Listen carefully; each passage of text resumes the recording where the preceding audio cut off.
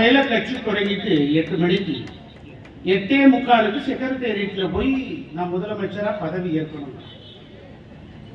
எம்ஜிஆர், புரட்சி தலைவர் எம்ஜிஆர் அப்படி முதலமைச்சர் ஆனாரா? இல்லை. புரட்சி தலைவர் எம்ஜிஆர் இடத்துல கேட்டார்கள். அவர் முதலமைச்சர் ஆன உடனேயே, நீங்கள் முதலமைச்சராக இருக்கிறீர்களே மிஸ்டர் ராமச்சந்திரன், நடிகர் என்ற காரணத்தினால்தான் முதலமைச்சராக இருக்கிறீர்களா என்று கேட்டார். அதுதானே உண்மை என்று கேட்டார். அதற்கு புரட்சி தலைவர் எம்ஜிஆர் சொன்னார், அதில் ஒரு சின்ன திருத்தம்.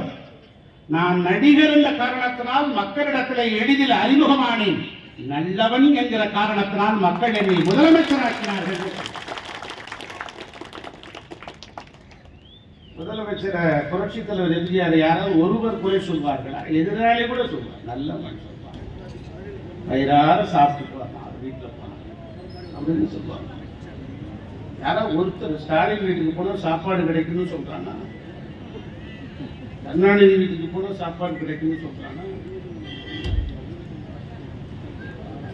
அதுதான் வரலாறு. அதான் இன்னைக்கு நிக்குது.